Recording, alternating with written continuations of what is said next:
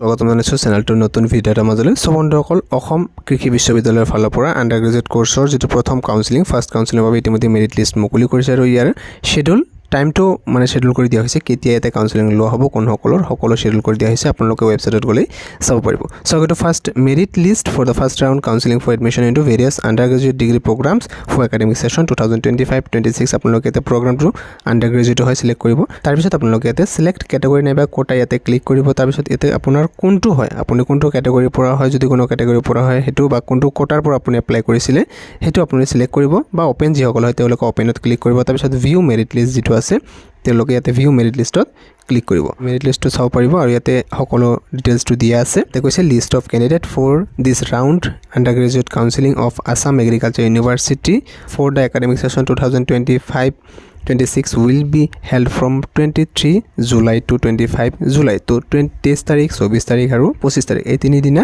ইয়াতে কাউন্সেলিংটো অনুষ্ঠিত কৰা হ'ব। কোড ভেনুটো দিয়া আছে doctor MC Das memorial auditorium, AAE অৰ্থাৎ আছাম এগ্ৰিকালচাৰ ইউনিভাৰ্চিটি যোৰহাট। কেতিয়াৰ পৰা ষ্টাৰ্ট হ'ব?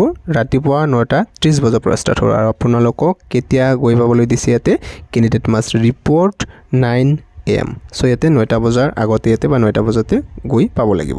কাট অফ দিয়া আছে common matrix rank under this category for this round counselling is 1300। So ইয়াতে কি কৈছে যে প্ৰথম যিটো কাউন্সেলিং লোৱা হৈছে ফাৰ্ষ্ট ৰাউণ্ড, ইয়াতে আপোনালোকৰ কিমান নম্বৰ ৰেংকলৈকে কাট অফটো ৰাখিছে? 1300 ৰেংকলৈকে কাট অফটো ৰাখিছে। ইয়াতে candidate must bring all the original academic testimonials, permanent residence certificate অৰ্থাৎ PRC-খন লৈ যাব লাগিব, মেডিকেল চাৰ্টিফিকেট ল'ব লাগিব, কোটা নাইবা কেটেগৰীৰ পৰা যদি এপ্লাই কৰিছিলে তাৰে চাৰ্টিফিকেট লাগিব, স্পনচৰশ্বিপ যদি কৰিছিলে লাগিব, একনলেজমেণ্ট শ্বীট, বাকী আপোনাৰ যিমান সকলো ডকুমেণ্টছ আছে সকলো ডকুমেণ্টছ আপোনালোকে লৈ যাব, লগতে ইয়াতে জেৰক্স কৰিও লৈ যাব।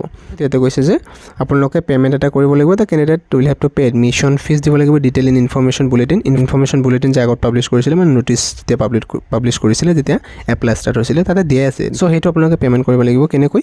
ইণ্টাৰনেট বেংকিং নাইবা ডেবিট কাৰ্ড নাইবা ক্ৰেডিট কাৰ্ড বা UPI দ্বাৰা। আপোনালোকে কোনো ধৰণৰ কেছ পে'মেণ্ট তাতে কৰিব নোৱাৰিব, অনলাইন পে'মেণ্টে কৰিব লাগিব। যিসকল অপেন কেটেগৰী হয় তেওঁলোকৰ ইয়াতে নাম দিয়া আছে। চাওক টোটেল ইয়াতে কিমানগৰাকী কেণ্ডিডেট আছে, 1ৰ পৰা ষ্টাৰ্ট কৰি ইয়াতে 1300 ইয়াতে ৰেংকলৈকে কেণ্ডিডেটৰ নাম দিয়া আছে, কাৰণ 1300 কেণ্ডিডেট ইয়াতে ৰেংকলৈকে থকা কেণ্ডিডেট ইয়াতে এলিজিবল হ'ব ফাৰ্ষ্ট কাউন্সেলিঙৰ বাবে। চ' ইয়াতে আপোনালোক সকলো চাব পাৰিব। বাকী যিসকল কেণ্ডিডেটে অপেন মেৰিট নহয়, বেলেগ হয়, ইয়াতে আপোনালোকে চিলেক্ট কৰিব চিম্পলি। ইকনমিকেলি উইকাৰ ছেকশ্যন হ'লে ইয়াতে দিব, OBC MOBC হ'লে ইয়াতে ক্লিক কৰিব। তাৰপিছত আপোনালোকে ইয়াতে চাওক ভিউ মেৰিট লিষ্টত ক্লিক কৰিব। ভিউ মেৰিট লিষ্টত ক্লিক কৰাৰ লগে লগে আপোনালোকৰ লোডিং দেখাব। তাৰপিছত অলপ সময় পিছত আপোনালোকে চাব পাৰিব, চাওক এইবিলাক কেণ্ডিডেটৰ লিষ্ট। এতিয়া cut off common rank merit under this category OBC MOBCৰ বাবে কিমান ৰাখিছে? কাউন্সেলিঙৰ কাট অফ ইয়াতে 1679 ৰাখিছে। আপোনালোকে চিম্পলি ইয়াতে যিটো আছে ইয়াতে নিজৰ নামটো চাৰ্চ কৰি দিব। চাৰ্চ কৰাৰ লগে লগে আপোনালোকৰ নামটো ইয়াতে আহি যাব। চ' ইয়াতে কাউন্সেলিং শেডুলটো দিয়া আছে, counselling for under graduate degree programmes. ভেনুটোতো আগতে কৈছোঁ আপোনালোকক, জানে আপোনালোকে যে ইয়াতে MC দাস মেমৰিয়েল অডিটৰিয়াম, আৰু ইয়াতে আপোনালোকৰ দিয়া আছে 23, 24, 25 এদিন ইয়াতে কাউন্সেলিং লোৱা হ'ব। প্ৰথমতে দিয়া আছে ডেট এণ্ড টাইম, কিমান টাইম দিয়া আছে আৰু ডেট দিয়া আছে। কাউন্সেলিং গ্ৰুপো দিয়া আছে। ফাৰ্ষ্ট 23 জুলাই তাৰিখে ইয়াতে ৰাতিপুৱা 9:30 বজাৰ পৰা 1 বজালৈকে কাউন্সেলিং কোনসকল হ'ব? Rest of India for horticulture sericulture with common rank all candidate কৈছে।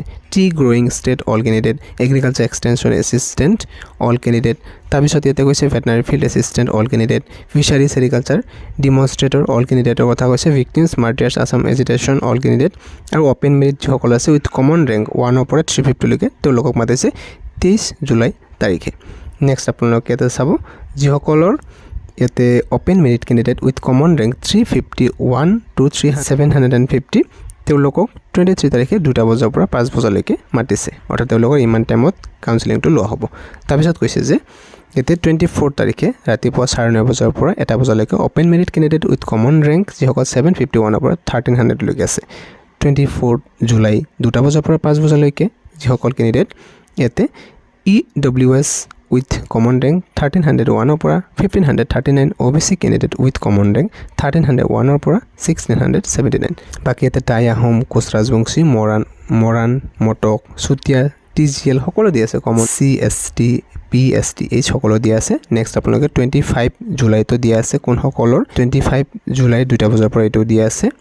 সকলো আপোনালোকে চাই ল'ব আৰু আপোনালোকৰ কেটেগৰী ৱাইজ বা অপেন মেৰিট ৱাইজ আপুনি যিটোৰ হয় আৰু আপোনাৰ ৰেংক অনুযায়ী ডেটটো দিয়া আছে সেইমতে আপোনালোকে কাউন্সেলিঙৰ বাবে যাব লাগিব সো আপুনি ইয়াৰ বাবে যদি এক্সাম দিছিলে আৰু আপুনি এতিয়া যদি চেক কৰা নাই এতিয়া সোনকালে চেক কৰি লওক যে আপোনাৰ কিমান তাৰিখে কাউন্সেলিং ইয়াতে আছে ভিডিঅ'টো মানে আছিলে নিশ্চয়কৈ লাইক এটা কৰি ৰাখিব পৰৱৰ্তী সময়ত নতুন ভিডিঅ' এটাত লগ পোৱাৰ আশাৰে ইমানতে সামৰিছোঁ ধন্যবাদ